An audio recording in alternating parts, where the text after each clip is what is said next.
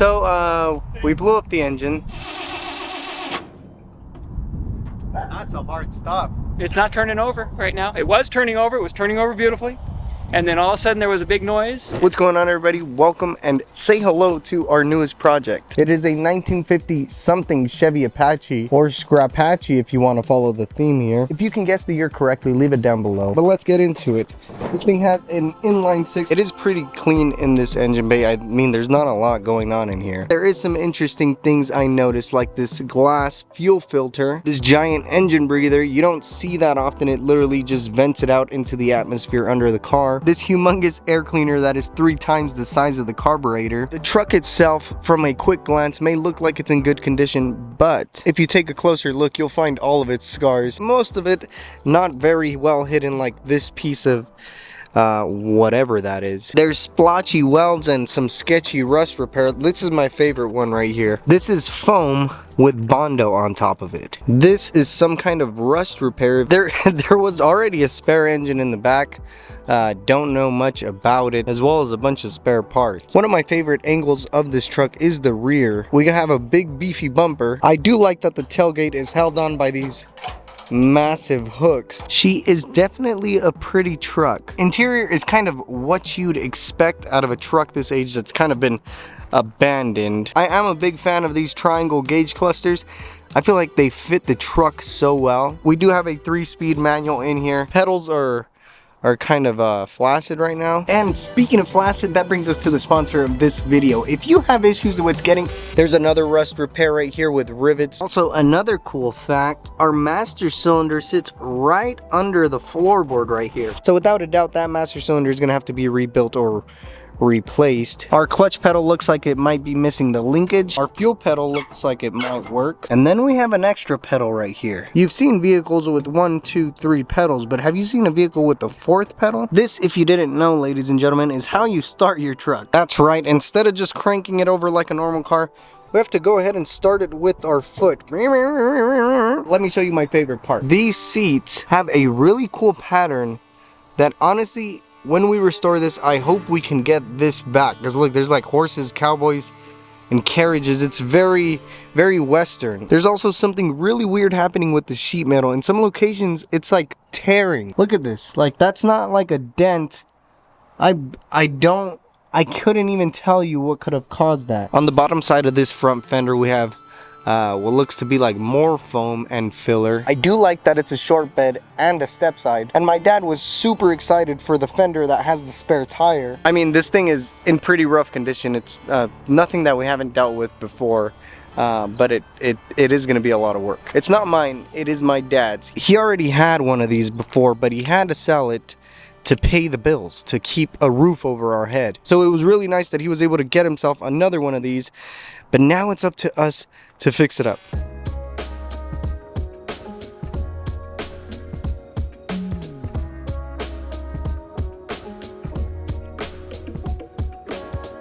So we need a small link to go from the clutch levers to the yoke. All right, so Robert's finding all kinds of new stuff. I didn't even know we had this.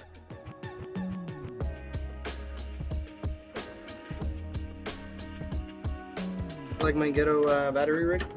I definitely gotta do an improvement because I don't know if I would call it safe exactly. Why not? Say if I got hit in the quarter here. Say if you got hit anywhere in the wrong space. Yeah, you're right. You're right. Young Nicky. Crank it. Definitely need cables. Thank you, Optima. I know this was a battery for the scraps thing, but it's multi-use today. Yeah, it'll go back in the stank. Oh, ground. Ooh. No, but that's on. We're using wrenches because ratchets are too new. And be grateful we're not using pliers. Hit it and hold it. Hit it, hold it. I'm not stopping. It's on the way started.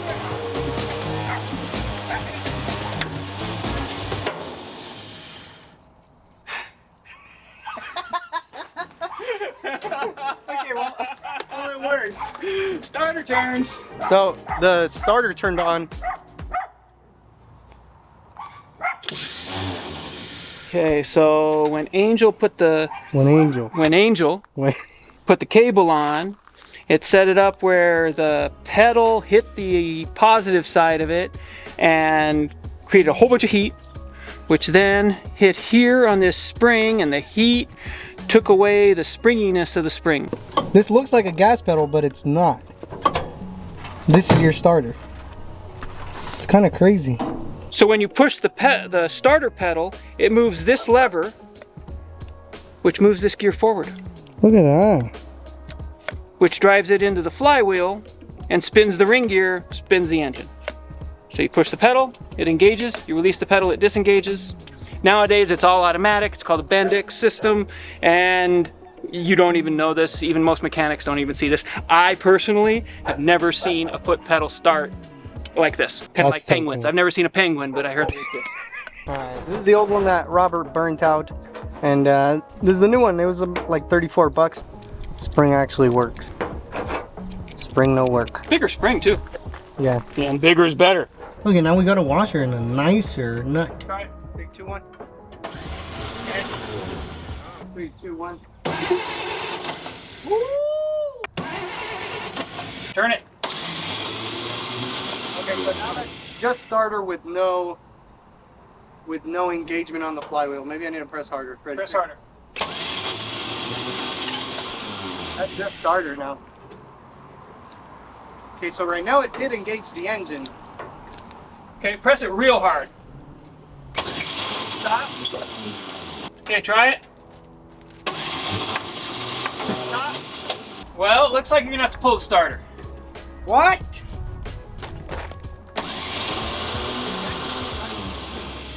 Is that all you got? Want me to do it again? Pull as hard as you can on the pedal. Not much like. Okay, so we have a couple issues presented today. At first, we weren't getting any movement from the starter at all. We were just getting smoke and sparks. So we replaced the foot switch on the starter. The first time we cranked it, it actually turned the engine over. It was all good. I stopped it because we don't have fuel, we don't have starting fluid. Well, we didn't at the time. But now that we have starting fluid, no longer engaging on the engine, so might be an issue with the starter itself. And luckily I have an example here for you. When you push on the pedal in the car, you'll see this little drive come out. And we don't know what's going on. The first time it came out and it engaged the motor and turned it, but I don't know.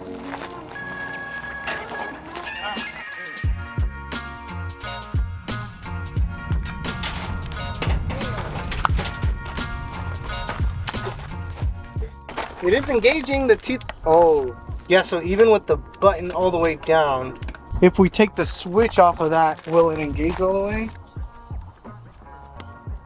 Yep. Every time.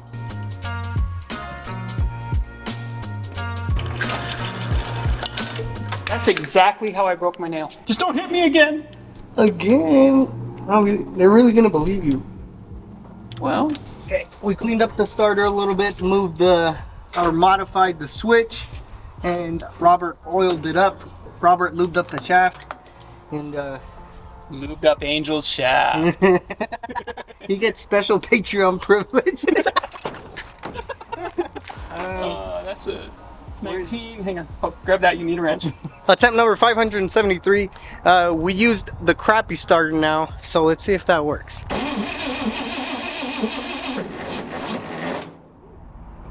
Ready? 3, 2, 1.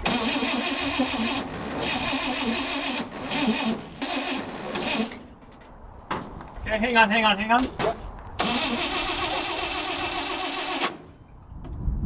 That's a hard stop.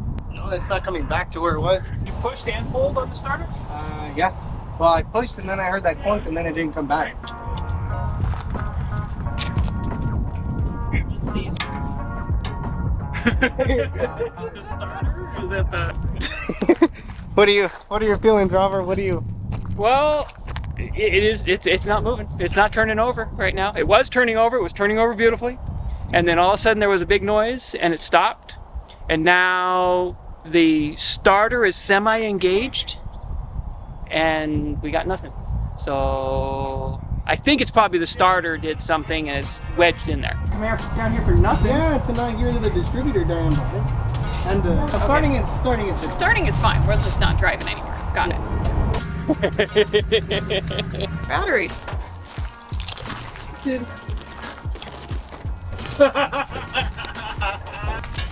Engine strings. Yeah. Nice. So the engine isn't blown up. We were able to turn it over. Something happened with the starter. I think it was just the wrong gear, that instead of doing this, they did this. So it kind of seized the flywheel, or yeah, it seized the flywheel and wasn't able to turn the engine over. Engine's turning over. Robert's eating Cheez-Its. Okay, so we figured out the issue, and it's this guy. This is the drive gear for the first starter. Well, the issue was that this thing was extending all the way, but the gear wasn't spinning. We could see the shaft spinning, but the gear was not. But this little guy needs to be replaced, so we gotta add that to our parts list. So what do you do when you don't have the parts to fix the project car? You drive the other one.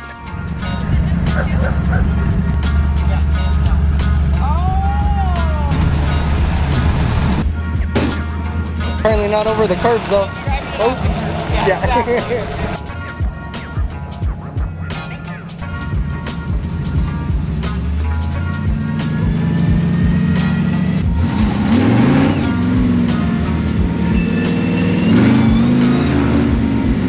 The brakes are a little heavy, so just feel it out. I thought she's gonna done it right now.